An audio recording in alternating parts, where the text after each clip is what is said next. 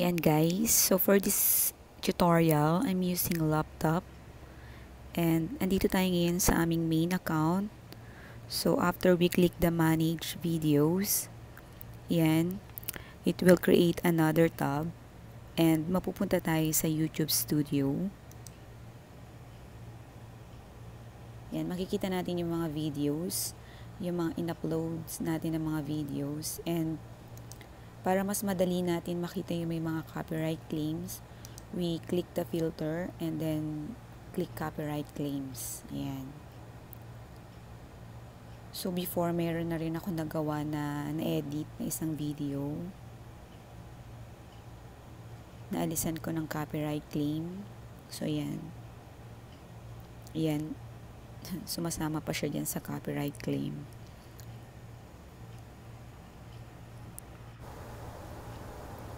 So yan guys, mapapansin natin madami kaming videos na may copyright claim dahil halos lahat ng mga background music niya na ginamit ko is whole song, isang buong kanta. So piliin natin tong video na to and let's see the details.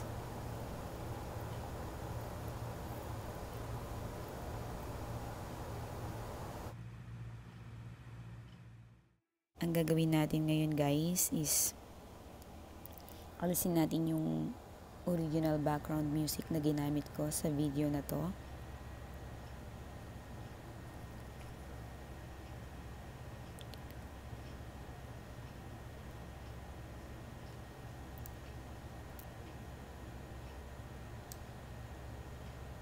Yan. So makikita din natin dito guys kung gaano siya kahaba, no, sa video natin yung music na meron siyang copyright. So dito makikita natin halos buong video is may copyright claim.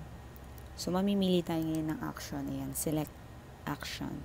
So meron ditong tatlong options, trim out segment and replace song and then mute song. So trim out segment, hindi natin siya pwedeng i-trim out kasi almost buong video yung mawawala. Yan. Pag mute naman natin siya, mute. So, silent lang siya. Wala siyang background music. And, ayan. So, ang pipiliin ko ngayon na gagawin natin is replace song.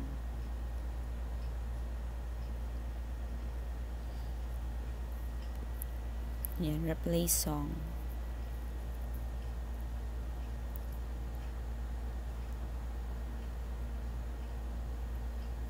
So, makikita natin yung length or duration ng video na to is almost more than 5 minutes. Yan, hanap tayo ng song na meron ding 5 minutes or more than 5 minutes yung duration para makover nyo yung buong videos. Yan. So, sa filter, i-click natin yung duration and then i-click natin yung 5 minutes. Ayan. Para makita natin guys yung mga song na merong longer than 5 minutes.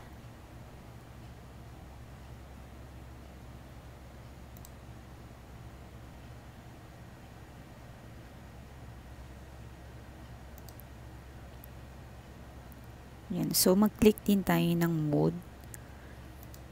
Kung ano yung gusto nating mood para sa bagong song na ilalagay natin. So, itong mga song na to guys, is ito yung nasa mga option ni YouTube.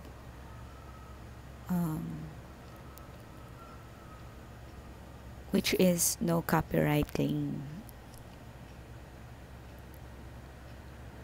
So, since itong video natin is anniversary video, ayan, i-click natin yung romantic ng mood. Ayan.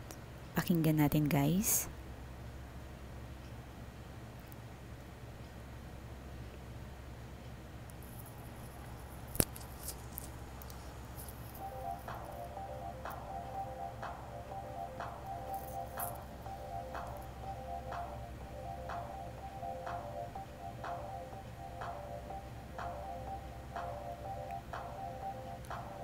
Yan, so mukhang okay naman siya. So nasa inyo yun guys, no, kung paano nyo papalitan yung song nyo.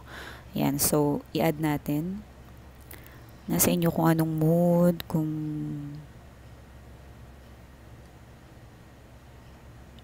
or depende sa video nyo kung gaano kahaba. So ayan, after nating ma-add, makikita natin dyan. So meron siyang ganyang tip, adjust position and length.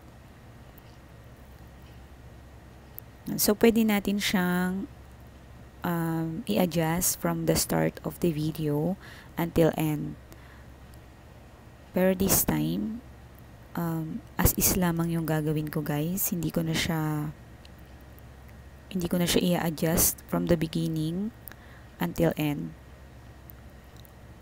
So, sa ibang videos, nagawa ko na yun guys. Pero this time, ito try ko yung kung saan lamang yung part na meron siyang copyright claim. Yan. So, ito, nakita natin kanina from 28 seconds until 4 minutes. Ayan. More than 4 minutes, yun yung may copyright claim. So, mariretain yung original music niya sa umpisa. So, ayan guys, nakita natin, no, yung bagong music na pinili natin, yung love song. Yan, insert siya. So, na-retain yung umpisa. And then, na-insert siya dun sa kung saan meron yung copyright claim. So, siya yung papalit ngayon dun. Yan. And guys, kung gusto nyo i-drag, so, ganyan lang yung gagawin ninyo. Or dun sa umpisa, pwede rin ganyan i-drag. Pero hindi na natin i-drag guys, as is lang, tulad ng sabi ko kanina.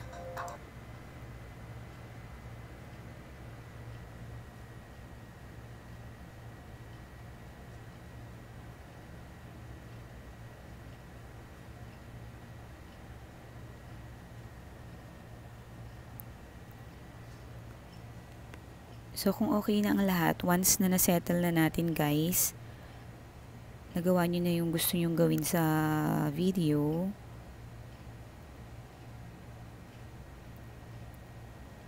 Ayan, click natin yung save.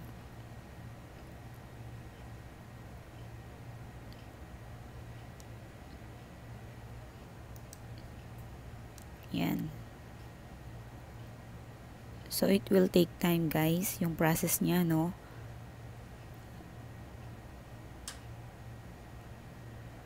Ayan, sabi dyan, this process might take a while.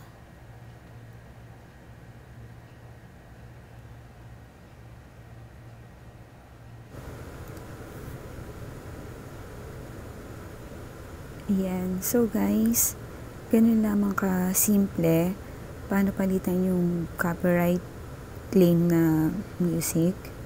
So, meron tayong tatlong options, trim out segment, replace song, and mute song, which is replace song yung ginawa natin sa tutorial na ito guys.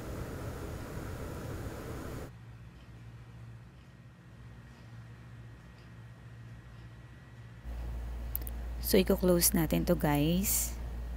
Yan. While we're waiting for the outcome,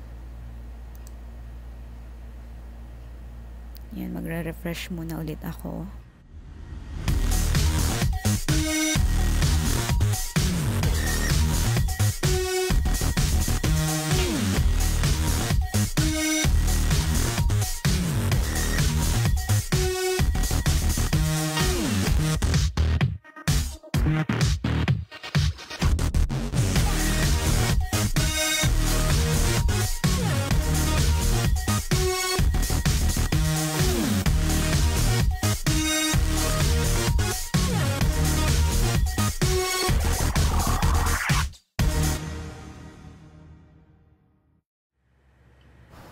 Yan. So, after 8 minutes, guys,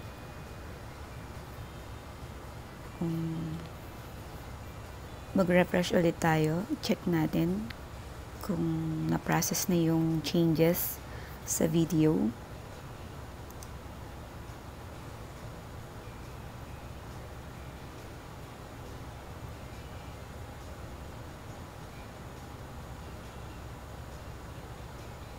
Click ulit natin yung filter. Ayan, tingnan natin kung copyright pa rin siya, kung mag-a-appear pa rin siya dun under copyright. Okay, so hindi natin makita dyan yung video na pinalitan natin. So, i-click natin yung visibility dahil private siya before. Ayan, hanapin natin siya sa mga private video.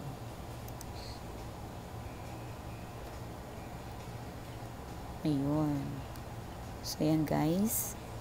Nakita natin, wala na yung restrictions niya, no? So, wala na yung copyright. So, this time, ayan, gagawin na natin siyang public. Ayan. And then, publish.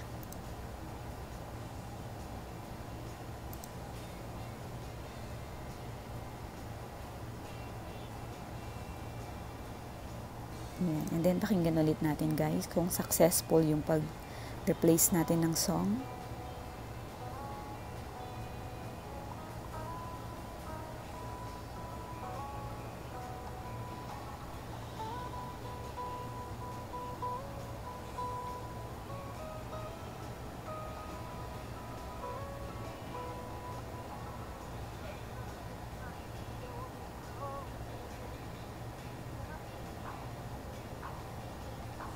Ayan. So, diba guys, successful yung ginawa natin na pagpapalit ng music, background music. Ayan. Sana may natutunan kayo dito guys sa aking simple tutorial. Until next time. Thank you.